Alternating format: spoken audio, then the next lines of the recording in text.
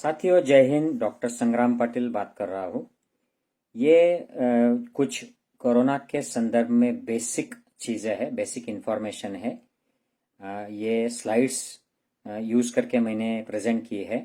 तो ये प्रेजेंटेशन आप जितना हो सके उतना लोगों को शेयर कीजिए, ताकि लोगों में कोरोना के बारे में आज भी जो गलतफहमियां हैं, उसके ट्रीटमेंट के फैलाव के बारे में, या जो गंभीरता हो जाती है, सिविरिटी है, उसके बारे में, वैक्सीन के संदर्भ में, डेड बॉडी के संदर्भ में। तो ये सब डिटेल्स मैंने एविडेंस जो है मेडिकल फील्ड में उपलब्ध, वह अपडेट करके ये स्लाइड्स द्वारा प्रेजेंट किया है। तो ज़्यादा से ज़्यादा इसे शेयर कीजिए। सबसे पहले हमें आज भी ठीक तरीके से रिवीजन करना चाहिए कि हमारा ये कोरोना वायरस जो है, ये साथी कैसे फैलता है। तो इसके लिए हमें ये सिर्फ 3 जो यहाँ पर मुद्दे दिखाई दे रहे हैं डायग्राम में, इनको समझना चाहिए। एक तो अंतर, कि हम अगर किसी के 1 मीटर के अंदर उसके सांस के एरिया में आ जाते हैं, छींकने के एरिया में आ जाते हैं, या खांसी के एरिया में, तो ये कोरोना वायरस हवा में ड्रॉपलेट के द्वारा हमारे सांस के अंदर आ जाता है और हमारी जो फेफड़े है, हमारे जो एयरवेज है, उनमें एंट्री कर लेता है, गले में एंट्री करता है, नाक में एंट्री करता है। दूसरी जो बात है कि ये हम अगर कहीं किसी पृष्ठभाग को, सरफेस को टच कर लेते हैं, तो हमारे हाथ नाक में, आंखों में या मुंह में लग के ये फिर से शरीर में एंट्री करता है। तो बेसिकली ये सांस द्वारा बाहर निकलता है और सांस द्वारा अंदर आता है। तो हमें इन चीजों का ख्याल रखना है कि लोगों से 1 मीटर की कम से कम दूरी बनाए रखना है। अगर हम बंद कमरे में हैं तो 2 मीटर की दूरी कम से कम बनाए रखना है, और हाथ को बार बार धोना है। सिंपल सोप या स्टरलाइजिंग जो भी हमारे पास हैंड सैनिटाइजर है, उससे हाथ बार बार धोना है, और मास्क लगा के ही बाहर निकलना है। अगर घर में किसी को सिम्टम्स है तो घर में भी मास्क लगाना है, ये ध्यान में रखना चाहिए। अगर हाँ, और दूसरी जो बात है, लोगों को जिसके बारे में संदेह है, डाउट है, कि हम किसी के संपर्क में आए, किसी को कोविड पॉजिटिव निकल गया, तो मुझे कोरोना का कितना रिस्क है। तो उसके लिए बस ये 3 चीजें इंपॉर्टेंट है कि आपको ध्यान में रखना है कि आपका क्लोज कांटेक्ट सही में हुआ है क्या। तो क्लोज कांटेक्ट की जो WHO और जो भी जागतिक संगठन है, वैश्विक संगठन, उन्होंने जो क्राइटेरिया किया है कि आप ऐसे किसी व्यक्ति के संपर्क में आ जाए जिसको बुखार है, खांसी है, और अगर ये नहीं भी है और आगे जाकर 2 3 4 दिन में उनको ये निकल जाती है खांसी, बुखार, और वो कोरोना के मरीज हो जाते हैं, पॉजिटिव टेस्ट निकल जाता है। अगर ऐसे व्यक्ति के संपर्क में आप 6 फीट की दूरी के अंदर 10 15 मिनट से ज्यादा रहे थे, तो आप उनके क्लोज कांटेक्ट में आ गए हैं। और अगर आप बंद कमरे में थे, मंदिर में थे, मस्जिद में थे, ऑफिस में थे, तो ये क्लोज कांटेक्ट हो गया। मतलब आपको अगले 14 दिन में, जब से आपका कांटेक्ट हुआ था, तब से 14 दिन तक सेल्फ आइसोलेट करना है, क्योंकि आपको कोविड के लक्षण आ सकते हैं। तो ये बात क्लोज कांटेक्ट की सबने हमें ध्यान में रखना है। और जब हम लोगों को एडवाइस करते हैं, फील्ड में जो भी कार्यकर्ता काम करते हैं, उनको भी ये ध्यान में रखना है। उसके बाद ये डिसीज जो है, कोविड 19 की जो बीमारी है, ये कैसे, इसका कोर्स है, सफर कैसे है, ये भी हमें समझना बहुत जरूरी है, ताकि हम खुद ये समझ ले, हमारे फैमिली को एडवाइस करें, और लोगों को भी हम इसके बारे में एजुकेट कर सकते हैं। तो जैसे ही आप अगर स्क्रीन में देखें, तो स्क्रीन पर लेफ्ट साइड में आपका कॉन्टैक्ट जब हो जाता है, उसके बाद 4 से 6 दिन में अगर किसी को ये बीमारी आ गई संक्रमण के बाद, तो लक्षण शुरू होते हैं। 4 से 6 दिन ये कॉमन पीरियड है। 2 से 14 दिन तक कभी भी हो सकते हैं, इसलिए हम लोग क्लोज कांटेक्ट के बाद 14 दिन आइसोलेशन की बात करते हैं। लक्षण शुरू होने के पहले ही संक्रमण का धोखा शुरू हो जाता है, 3 दिन पहले। तो ये प्री सिम्टोमेटिक, मगर आपको लक्षण नहीं है, लेकिन आप किसी के संपर्क में आकर उनको वायरस दे दिया, और फिर 3 दिन बाद आपको लक्षण आ गए, तो ये प्री सिम्टोमेटिक पीरियड भी धोखे का होता है संक्रमण के दृष्टि से। तो संक्रमण लक्षण शुरू होने से पहले 3 दिन और लक्षण होने के बाद 7 दिन, ऐसा 10 दिन कोई भी व्यक्ति संक्रमित दूसरों को कर सकता है। लक्षण शुरू होने के बाद ज्यादातर लोग 1 हफ्ते तक बीमार रहते हैं और 1 हफ्ते के अंदर ही उनके लक्षण जो बुखार खांसी है ये कम होने लगते हैं और 10 दिन में ज्यादातर लोग ठीक हो जाते हैं, लेकिन फिर भी थोड़ी थकावट, गला दुखना, ये चीजें चलती रहती है और 14 दिन तक ये पूरी रिकवरी हो जाती है। उसके बाद अगर कोई लक्षण नहीं है, खांसी नहीं है, फीवर नहीं है, तो हमें टेस्ट करने की भी जरूरत नहीं होती है। 14 दिन में हम रिकवर होते हैं। ये नॉर्मल कोर्स है। 90% लोग इस कोर्स से गुजरेंगे, बाहर आ जाएंगे और इनको कोई भी कोविड टेस्टिंग के सिवा कोई भी टेस्ट नहीं लगेगी, इनको एक्सरे नहीं लगेगा, इनको दवाएं भी नहीं लगेंगी। ये 90% लोग हैं जो इस कोर्स से गुजरेंगे। अब ये डायग्राम देखिए, ये थोड़ा कॉम्प्लिकेटेड है, लेकिन ये सिंपल सा जो इसमें मुद्दा है कि सिम्टम शुरू, ऑनसेट ऑफ सिम्टम्स का जो पॉइंट है, इसके पहले हम संक्रमित हो चुके हैं और ऑनसेट ऑफ सिम्टम्स के बाद में ये 2 हफ्ते का कोर्स दिखाती है ये डायग्राम। तो मैंने पिछले डायग्राम में आपको बताया था कि 7 दिन तक लगभग 90% लोग, 85-90% लोग ठीक हो जाते हैं। लेकिन जो ठीक नहीं होते हैं, जो 10% लोग जिनको न्यूमोनिया छातियों में, फेफड़ों में हो जाता है, ये लोग 6-7वें दिन से आगे और ज्यादा बीमार होने लगते हैं। इनको खांसी बढ़ती है, इनके फेफड़ों में न्यूमोनिया आता है, एक्सरे न्यूमोनिया दिखाता है। यहाँ पर सिटी स्कैन की जरूरत नहीं होती है। जो भारत में सिटी स्कैन लोगों के रैंडमली किए जा रहे हैं, कोई भी बीमार आए, उसका टेस्ट पॉजिटिव आए या नहीं आए, सिटी स्कैन कर लेते हैं, HRCT करते हैं, इसकी जरूरत नहीं है। सिंपल डिजिटल एक्सरे ये सभी चीजें दिखाता है जो सिटी स्कैन में दिखती है। सिटी स्कैन का बहुत कम मात्रा में इस्तेमाल कोविड में किया जाता है, उसके अलग कुछ स्पेशल इंडिकेशंस होते हैं। तो 6-7वें दिन के बाद ये लोग सेकेंड वीक में जब साइटोकाइन स्टार्म कुछ लोगों में आ जाता है तो ये और बीमार होते हैं। तो इन लोगों को दवाएं लगती है और आज तक पूरे दुनिया में सिर्फ 2 तरह की दवाएं काम आती है ऐसे लोगों में। अगर एक्सरे के बाद न्यूमोनिया है और पल्स ऑक्सीमीटर आपकी ऑक्सीजन की सैचुरेशन 93 के नीचे दिखाती है, आपको बहुत ज्यादा सांस लगती है, तो आपको पहली दवा देनी है वो है ऑक्सीजन। तो इन लोगों को ऑक्सीजन लगता है। इसके पहले किसी को भी कुछ भी दवा असरदार नहीं है, उसका कोई प्रूफ नहीं है इसके पहले अगर हम कुछ शुरू करते हैं तो ऑक्सीजन। और दूसरी दवा जिसका सॉलिड प्रूफ आया है, ऑक्सफोर्ड विद्यापीठ जो है, ऑक्सफोर्ड यूनिवर्सिटी इंग्लैंड का, कि आप इस हालत में स्टेरॉयड शुरू कीजिए। स्टेरॉयड यानी डेक्सामेथाजोन, ये मेथिलप्रेडनिसोलोन, प्रेडमेट जिसको बोलते हैं, ओमनाकॉर्टिल बोलते हैं, अलग अलग नाम, अलग अलग दवा की है। तो 10 मिलीग्राम डेक्सामेथाजोन की गोली 10 दिन देना है। अगर कोई गोली नहीं ले सकता है तो उनको इंजेक्शन देना है 10 दिन तक। ये जान बचाने के लिए बहुत इफेक्टिव दवा है।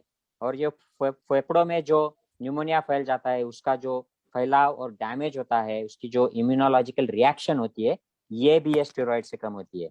तो 2 इम्पोर्टेंट दवाएं इसमें है। इसलिए हमें, अगर लोग रिकवर हो रहे हैं तो ठीक है, अगर वो रिकवर नहीं होते हैं और 6-7वें दिन वो उनकी हालत खराब होना शुरू हो जाती है, तो हमें उस वक्त उनका एक एक्सरे, सैचुरेशन और उस पर फिर कार्रवाई करना, ये चीज बहुत इंपॉर्टेंट है। Practically very very important point जो 10% लोगों को लगेगा।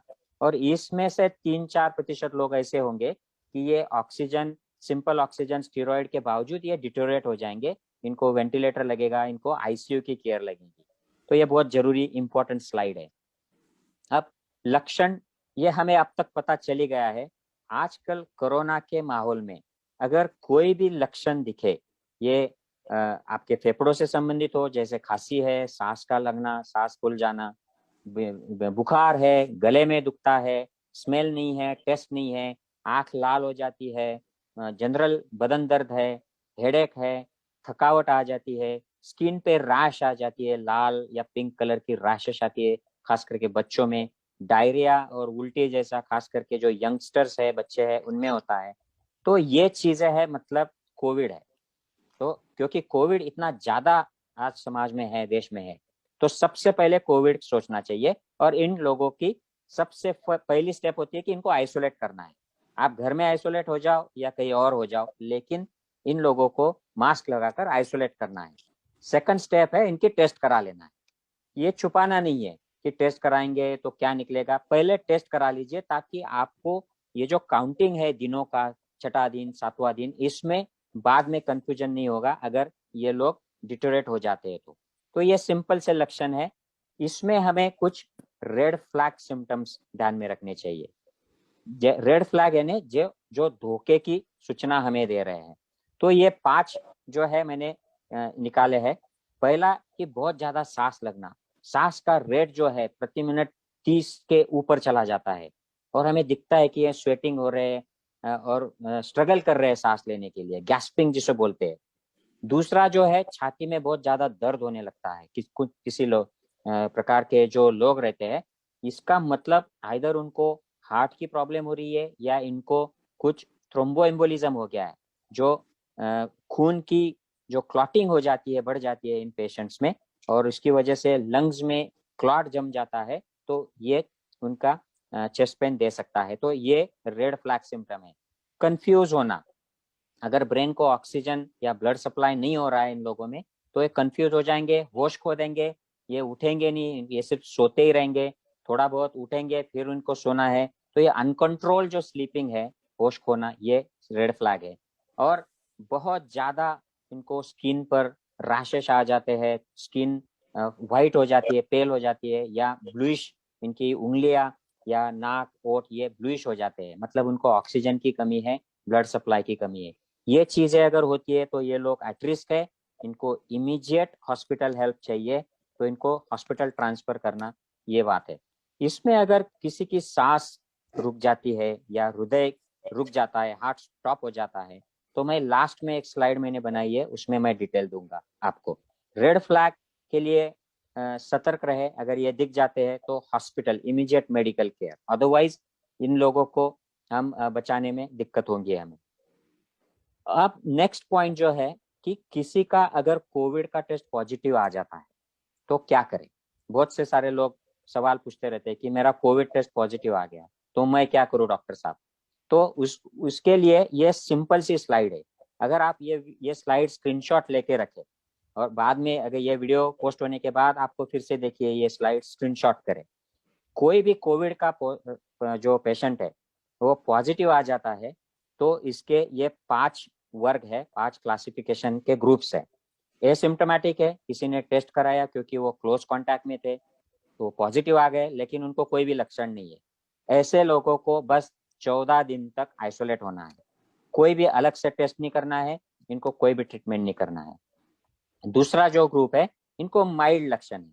अब ये माइल्ड मॉडरेट सीवियर की क्या बात है, तो सोपे आसान सी भाषा में मैं ये ऐसे समझाता हूँ कि माइल्ड यानी हम सुबह उठते हैं, हमें काम पर जाना होता है, लेकिन हमें कुछ ठीक नहीं लगता है, ठीक महसूस नहीं होता है, थोड़ा सर्दी जुकाम सा लगता है, लेकिन काम इम्पोर्टेंट है तो हम बोलते हैं ठीक है मुझे आज ठीक नहीं लग रहा है लेकिन काम जरूरी है, मुझे जाना ही होगा, तो हम चले जाते हैं और काम करते भी है।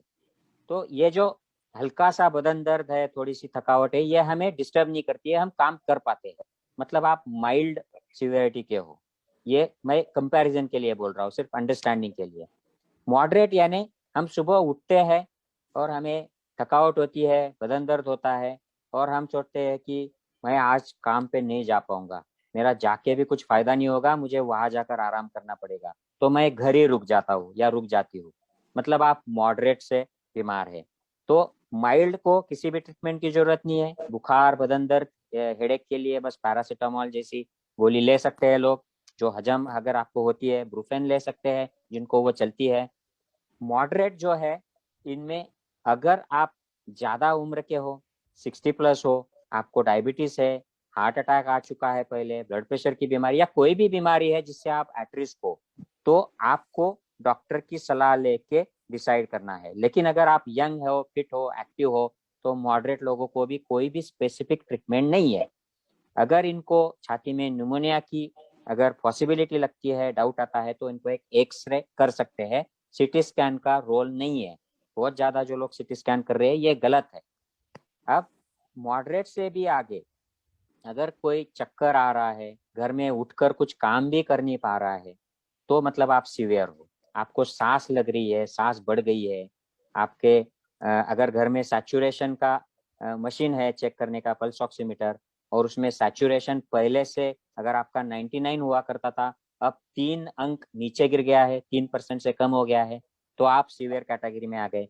आप मेडिकल एडवाइस लीजिए, वो शायद आपको एक्सरे करेंगे, कुछ टेस्ट कर सकते हैं, जैसे आपके शरीर की पेशी, व्हाइट सेल चेक करना, फुल ब्लड काउंट जिसे कहते हैं, आपका यूरिया, क्रिएटिनिन, किडनी का फंक्शन, कुछ इन्फ्लेमेटरी मार्कर्स चेक कर सकते हैं, depending on what your situation is. अगर सैचुरेशन आपका 93 के नीचे आ जाता है तो आपको ऑक्सीजन लगेगी। अब ऐसे हालात में आप घर पर नहीं बैठ सकते हो, और क्रिटिकल यानी सिर्फ फेफड़े ही नहीं, बाकी और सिस्टम भी इन्वॉल्व हो जाती है, किडनी इन्वॉल्व हो जाती है, ब्लड प्रेशर कम हो जाता है, तो ये मल्टी सिस्टम डिसीज हो जाता है। इन लोगों को क्रिटिकल केयर आईसीयू की जरूरत होती है। तो ये बड़ा इम्पोर्टेंट है सीवियरिटी। और फील्ड में जो लोग काम कर रहे हैं, जिनको लोगों को हेल्प करनी होती है, एडवाइस करना होता है, और जो लोग मेडिकल फील्ड में भी काम करते हैं, उनको टेलीफोनिक एडवाइस के लिए और direct face to face advice के लिए भी बहुत इंपॉर्टेंट स्लाइड है। अब मैंने कुछ इंग्लिश में 2 स्लाइड बनाई है, क्योंकि ये मेडिसिन के बारे में बात करती है। जो मैंने अभी 5 ग्रुप आपको बताए सिविरिटी के, वही 5 ग्रुप मैं इसमें दे रहा हूँ, लेकिन थोड़ा depending on their need for medical help. Asymptomatic है तो इनको कुछ भी नहीं करना है, 14 दिन तक आइसोलेट करना है। प्री सिम्टोमेटिक, आपको अभी तक लक्षण नहीं आए हैं, लेकिन आपकी टेस्ट पॉजिटिव हो गई है, 2-3 दिन के बाद आपको लक्षण शुरू हो सकते हैं। आप कुछ नहीं कर सकते हो, टेस्ट पॉजिटिव है, घर पे बैठिए, 14 दिन तक राह देखिए। माइल्ड टू मॉडरेट जो लोग हैं, जिनकी टेस्ट पॉजिटिव आ गई लेकिन वो चल फिर सकते हैं, घूम सकते हैं, अपने घर के लोगों की देखभाल कर सकते हैं, बच्चों की, ऐसे लोगों को भी कुछ भी स्पेसिफिक ट्रीटमेंट नहीं है, इंडिया में नहीं है। जो अगर आपको फीवर है, बॉडी एक है, थोड़ा सा ड्राई लग रहा है, खाना नहीं ठीक से जा रहा है, तो आप उसके बारे में कुछ कीजिए, पैरासीटामोल लीजिए, आराम कीजिए, पानी पीजिए, कुछ सूप खाइए, फ्रूट्स खाइए, तो ये हो गया हाइड्रेशन, न्यूट्रिशन। और यूएस जैसी कंट्रीज में या इधर वेस्टर्न कंट्रीज में कुछ एंटीबॉडीज अवेलेबल है, जिसको AB8 या रीजनरॉन एंटीबॉडीज, जो डोनाल्ड ट्रंप ने ली थी, उनको माइल्ड अटैक था, माइल्ड टू मॉडरेट, लेकिन फिर भी वो ये ट्रीटमेंट लेके एकदम फास्ट रिकवर हो गए थे। लेकिन ये एंटीबॉडीज इंडिया में अवेलेबल नहीं है, तो हम ये नहीं दे सकते हैं। अगर इस हालात में कोई कहता है एडमिट हो जाओ, अगर हालात और खराब हो गए तो क्या सीटी स्कैन कर लो, रेमडेसिविर ले लो, एंटीबायोटिक ले लो, ऐसी कोई भी ट्रीटमेंट आपको मॉडरेट से सीवियर होने से बचाने में मदद नहीं करती, इसको कोई आधार नहीं है। तो mild to moderate, no specific treatment. हमारे इधर जो फैबी फ्लू ये वो सब दिया जा रहा है, इसका कोई स्ट्रांग बेस नहीं है। अगर किसी को एडमिट होना पड़ता है, क्योंकि अगर उनकी उम्र ज्यादा है या कोई और बीमारियां है, लेकिन उनको ऑक्सीजन ठीक है, सांस ज्यादा नहीं लग रही है, तो इनको भी स्टेरॉइड भी नहीं देना है, रेमडेसिविर भी नहीं देना है, जो भी उनके कंडीशन के लिए लगता है, डायबिटीज, ब्लड प्रेशर के लिए वो देना है। हाइड्रेशन और लो मॉलिक्यूलर वेट हिपैरिन, जो ब्लड का क्लॉटिंग कम करता है, ये डॉक्टर देंगे। अगर किसी को ऑक्सीजन लगता है तो इस मैंने पहले ही बताया कि डेक्सामेथासोन देना है, स्टेरॉइड देना है और ऑक्सीजन देना है। इस हालात में WHO ने कहा है कि रेमडेसिविर इस्तेमाल नहीं करना है, लेकिन कुछ ऑर्गेनाइजेशन दुनिया की है, वो बोलते हैं कि आप रेमडेसिविर अगर अवेलेबल है तो जिन लोगों को ऑक्सीजन लगता है उन लोगों को ट्राई करना चाहिए, अगर अवेलेबल है तो। अगर नहीं है अवेलेबल तो इसकी चिंता नहीं करना है। ऑक्सीजन से भी अगर वो नहीं संभलते हैं तो बाईपैप लगेगा या हाई फ्लो डिवाइस लगेगा, यहाँ भी हमें स्टेरॉइड देना है। अगर रेमडेसिविर अवेलेबल है तो देना है। वेंटिलेटर पे अगर वो चले जाते हैं तो स्टेरॉइड देना है। रेमडेसिविर अगर पहले से शुरू किया था तो वो 5 दिन तक कंटिन्यू करना है। लेकिन पेशेंट अगर हॉस्पिटल में गए और उनको सीधे वेंटिलेटर लग रहा है, वो ज्यादा सीरियस है, तो रेमडेसिविर नहीं देना है, क्योंकि ऐसी हालात में रेमडेसिविर कुछ भी हेल्प नहीं करती है। वैसे भी रेमडेसिविर की कितनी हेल्प है ये बहुत डाउटफुल है, कुछ ज्यादा इसका फायदा नहीं है। तो नेक्स्ट जो है, मैं आप सबको एक इंफॉर्मेशन एजुकेट करना चाहता हूँ, आपके द्वारा जो व्यूअर्स है उनको भी एजुकेट करना चाहता हूँ कि कोविड-19 में सबसे ज्यादा मिसयूज जो मेडिसिन की जा रही है आज, और इसको स्पेशलिस्ट डॉक्टर भी मिसयूज कर रहे हैं। ये है एंटीबायोटिक्स। कोई भी पॉजिटिव आ गया, एसिम्टोमेटिक, माइल्ड, मॉडरेट, उसको डॉक्सीसाइक्लिन, अजिथ्रोमाइसिन, आइवरमेक्टिन, ऑगमेंटिन लिख के दे रहे हैं। ये गलत है। ये डब्ल्यूएचओ ने नहीं कहा है और ये मेडिकल एथिक्स के भी खिलाफ है, साइंस के खिलाफ है। रेमडेसिविर मिसयूज की जा रही है। ये मैं आईसीयू में 15 महीने से काम कर रहा हूँ ब्रिटेन में। मैंने 6 महीने में मेरे किसी भी पेशेंट को रेमडेसिविर नहीं दिया है। तो ये हमने निकाल दी है इसेंशियल मेडिसिन से यूके में। तो इंडिया में ये क्यों चल रहा है, इसकी राजनीति है या कुछ इसका फाइनेंशियल कैलकुलेशंस है, इस बात पर मैं बोलना नहीं चाहूंगा यहाँ पर। टॉसिलिजुमाब नाम की एक दवा है, ये इसका भी एक स्पेसिफिक यूज है और ये एक्सपेरिमेंटल है। ये अभी तक इसका सॉलिड प्रूफ नहीं आया है। कुछ सीरियस पेशेंट्स जहां पर स्टेरॉइड ऑक्सीजन देने के बावजूद रिकवरी नहीं होती है, उनका इंटरल्यूकिन 6 का लेवल बढ़ जाता है, सीआरपी बढ़ जाता है, ऐसे लोगों में टॉसिलिजुमाब ट्राई कर सकते हैं अगर अवेलेबल है तो। सलाइन लोगों को मिसयूज किया जा रहा है, एडमिट करके उनको दिन रात सलाइन लगाते हैं, उससे उनके फेफड़े में भी पानी भर सकता है और ये धोखा बढ़ सकता है इन लोगों को। तो ये भी हमें ख्याल रखना है। और स्टेरॉइड का भी मिसयूज कर रहे हैं लोग। जैसे ही कोविड का टेस्ट पॉजिटिव आ जाता है, इनको सबको स्टेरॉइड लिख देते हैं। तो स्टेरॉइड का यूज जो है ये 6-7वें दिन के बाद जब न्यूमोनिया निकलता है और ऑक्सीजन कम हो जाता है, तब स्टेरॉइड का यूज है। उसके पहले अगर हम यूज करते हैं तो इससे रिस्क बढ़ता है, इससे डेथ भी बढ़ सकती है। ये स्टडी से प्रूव हो गया है।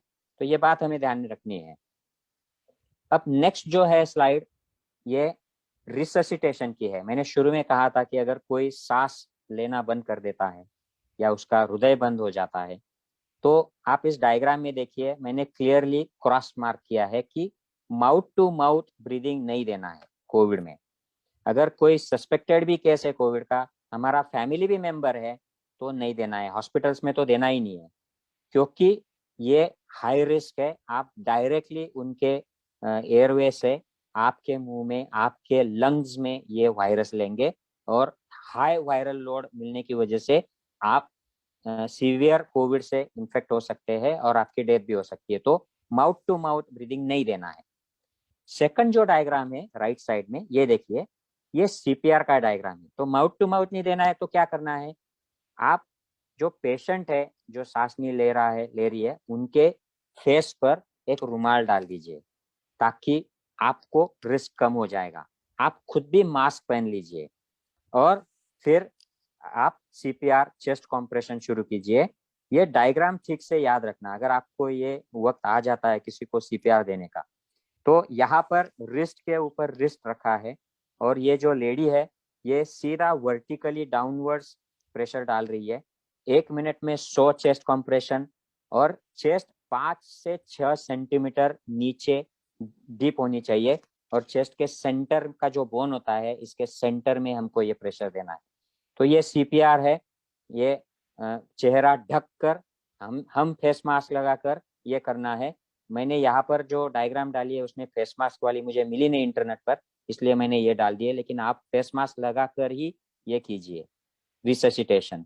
और ये करने से भी पहले हमें तो फोन लगाकर हेल्प बुलानी चाहिए ताकि लोग आपके तरफ आए और आप जब ये सब अटेम्प्ट कर रहे हो तो आपको हेल्प मिले।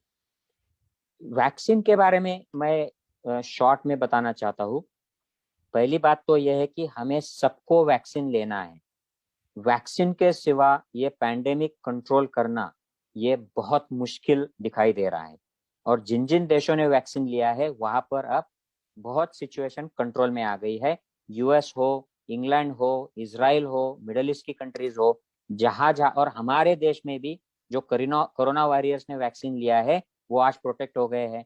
जो फर्स्ट लहर में जो हमारे डॉक्टर लोग मर रहे थे, वो आज इतनी न्यूज नहीं आ रही है डॉक्टरों के मरने की। तो इसी से हमें पता चलता है कि वैक्सीन काम कर रहा है। जो गलतफहमियां वैक्सीन के बारे में है बहुत चल रही है सोशल मीडिया पर।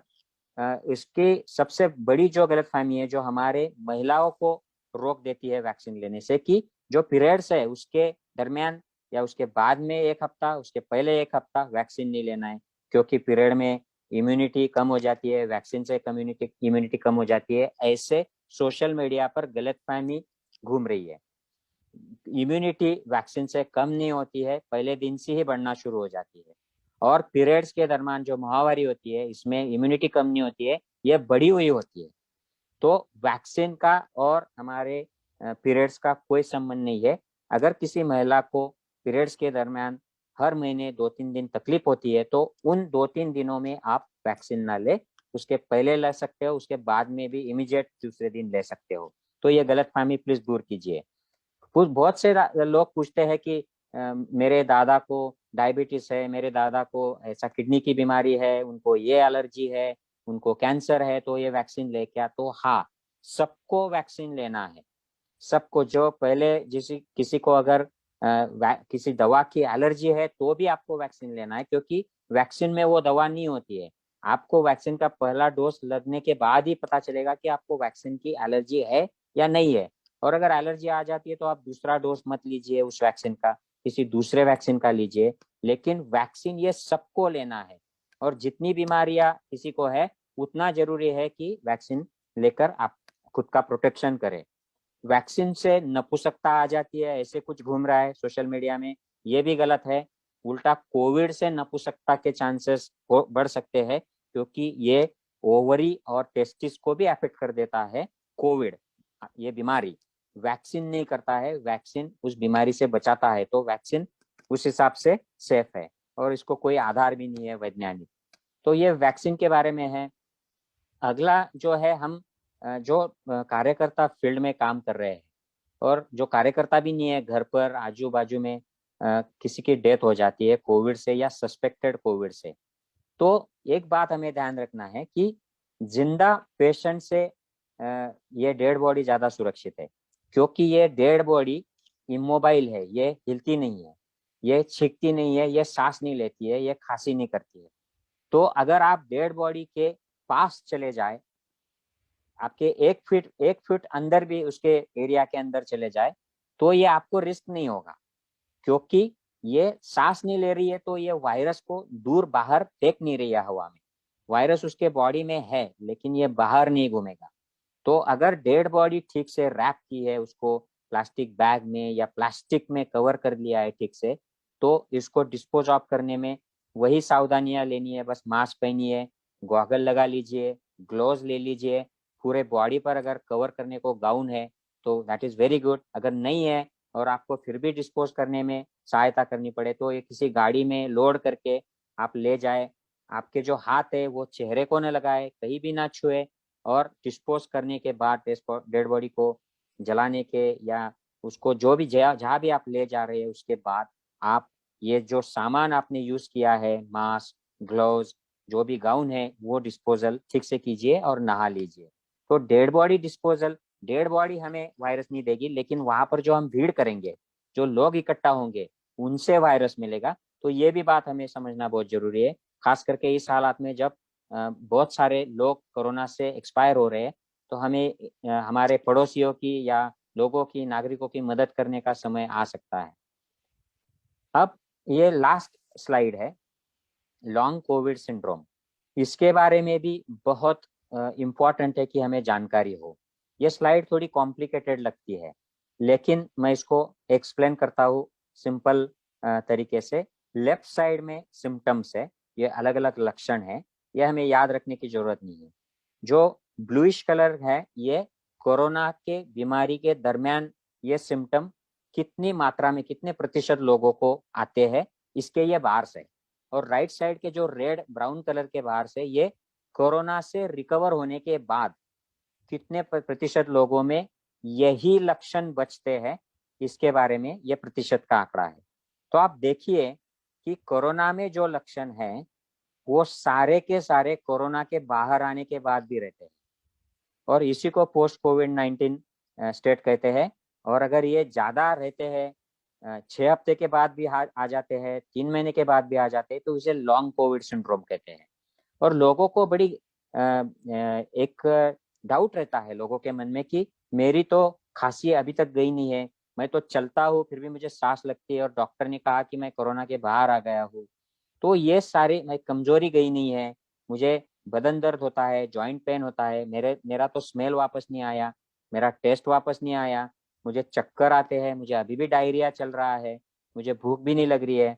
तो ऐसे बहुत सारे डाउट्स लोगों को रहते हैं।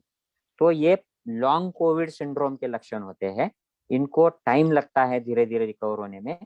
यहाँ पर अगर किसी को बहुत ज्यादा सांस लगती है, इनको चलना भी मुश्किल हो रहा है, या चेस्ट में बहुत ज्यादा पेन हो रहा है, चेस्ट पेन हो रहा है, तो ऐसे लोगों को शायद एक ईसीजी या सीटी स्कैन भी लग सकता है। और चेस्ट पेन हो रहा है तो इनको ईसीजी और कार्डियोलॉजिस्ट की एक हेल्प लग सकती है। और बाकी तो भूख न लगना, बदन दर्द, ये धीरे धीरे मोबिलाइज करना, आहार जो हमारा न्यूट्रिशन है उस पर ध्यान देना, इससे हो जाएगा। और सबसे इम्पोर्टेंट जो बात है कि डिप्रेशन, लोगों को एक अस्वस्थता आ जाती है, और ये कोविड के दरमियान भी होती है और कोविड के बाद भी रहती है। तो post Covid depression, psychological depression, anxiety, post traumatic stress disorder, ये साइकोलॉजिकल डिस्टर्बेंसेस लोग आज 1 साल हो गया है कोविड के बाहर आने के बाद भी ये महसूस कर रहे हैं। तो ये भी इंडिया में भी ये हो रहा है, लेकिन प्रॉब्लम ये है कि कोई देख ही नहीं रहा है कि ये चीजें कितने लोगों को अफेक्ट करती है। हमारे पास आंकड़े ही नहीं है, हम तो मरने वालों के भी आंकड़े नहीं देख रहे। तो ये पोस्ट कोविड सिंड्रोम और ये साइकोलॉजिकल डिस्टर्बेंस, इसकी कोई इनका अटेंशन नहीं है इसके तरफ लोगों का।